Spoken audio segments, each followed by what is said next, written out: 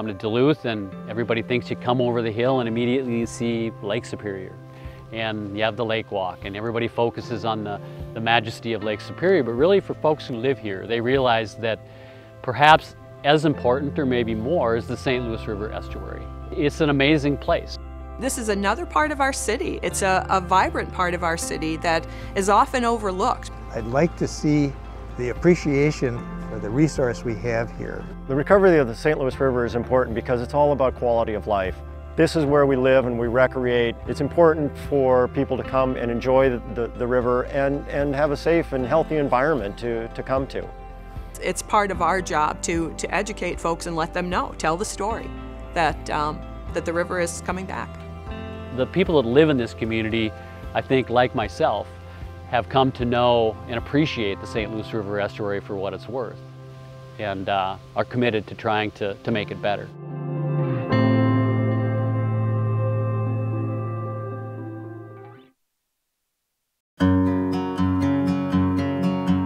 It really is a story about people who care, and people who are willing to take the time, the energy, to push a rock up the hill to get the project done, because there are many barriers that have stood in the way.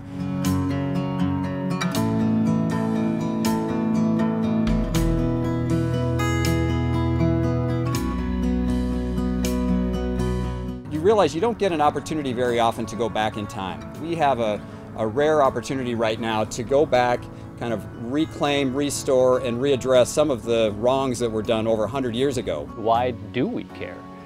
And we should care because, you know, we came to this region gave us a lot, and we took a lot from it.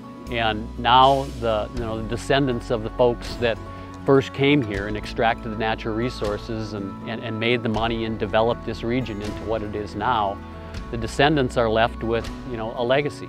So I think the goal here is to look back at what we were given, what was here historically, and say, you know, we should advocate for that. You know, we should advocate for the restoration of the St. Louis River Estuary.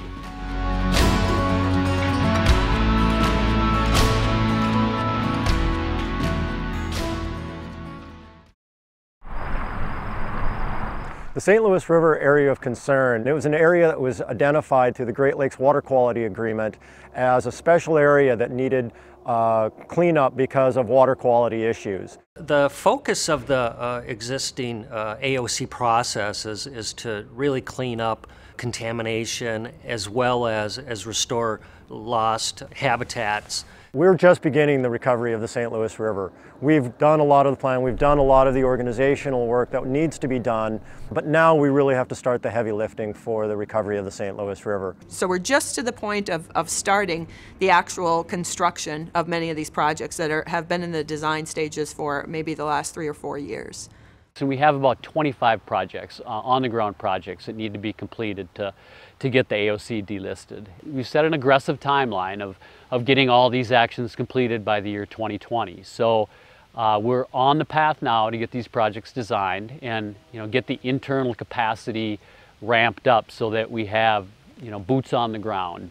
We're all really excited to get this going and you know, start the restoration of the St. Louis River. This is the Radio Tower Bay Restoration Project, and what we're doing is removing historical wood waste from the bottom of the bay. There's about 85,000 cubic yards of wood waste on the bottom of here. And it was a site where there were 2 sawmills in the late 1800s. And once they'd milled all this wood, all the waste products just went into the river. It was the easiest place to dump it. So over time, a lot of material just accumulated in the river, and that had the effect of really kind of choking out all the habitat. These are some of the old pilings and foundations left from the old sawmills. When we remove the wood waste, we're actually going to go a little bit deeper so that we establish recreational access for boaters and kayakers and anglers. We really hope in the future at Radio Tower Bay, kind of recreating that habitat will encourage fish and wildlife species to use the site and actually improve recreational access as well. And one of the great projects we have going is right in front of you, and we want to highlight today and celebrate our progress on that. And so we're excited today to be here to see this transition from a an area that was industrialized and polluted and not very functional, to what it is today, and again, what it can be in the future. This is amazing to be standing at this point today. For those who have been in the trenches of planning not only this project, but all of the other ones that are underway through the St. Louis River, this is not the end product. This is really the first of many to come. So while all of our projects will address the beneficial reuses and delist the area of concern for contamination and the legacy pollution, DNR's vision is to go beyond that. And how do our constituents want us to manage this resource for them, and how do they want to use it into the future? The St. Louis River Restoration Initiative is Minnesota DNR's and partners' efforts to really focus on the restoration projects needed in the St. Louis River to restore and recover the habitat. This isn't just a one-off project here and there. It's really to look at the whole system comprehensively. It's the most exciting thing about working here is that we are thinking future forward as well as removing the legacy issues.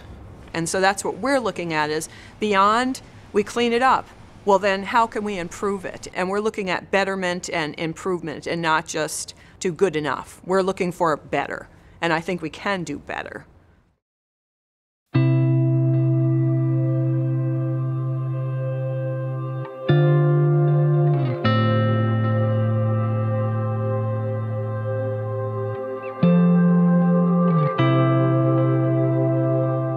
These truly are legacy type projects, and that's why I'm so excited and just consider myself lucky to be able to work on projects like this. We will leave this place better than the way we found it and the way we came to experience it.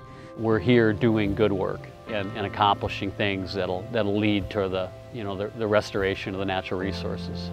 But we do have a long way to go.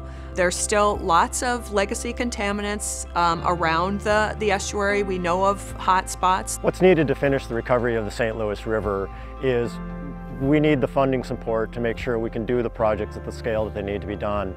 The heroes here on the St. Louis River really have been the Great Lakes Restoration Initiative as well as the Minnesota Outdoor Heritage Fund. They're the programs that have really enabled us to start doing these projects and start the recovery of the St. Louis River at the scale it needs to happen. When people pulled the lever in 2008 and voted yes for the Legacy Amendment, this is what they were voting for. The end goal for the St. Louis River Restoration Initiative is to really make sure that the St. Louis River is as productive and as healthy as it can be, and reconnect our community to the river. That's the ultimate goal. And so I think people are gaining a sense of pride in the river and aren't looking at it as a detriment anymore, but as a benefit and a wonderful amenity here in our own backyard. It's an amazing gem, I think, for the city, and you really don't appreciate the size and the beauty until you're actually out on the water. The charge is on us to complete this work and restore this vital natural resource close to what it would have been historically. And by doing that, we give something, to our kids and to our kids' kids. We give them a clean estuary, a place where you can catch and eat fish, a place where you can see the amounts of birds and other wildlife that were here historically. This river belongs to all of us. It's our collective resource. We are the stewards of it for the people of Minnesota and the people of Duluth and this area, and it's ours to enjoy and to protect and to watch over.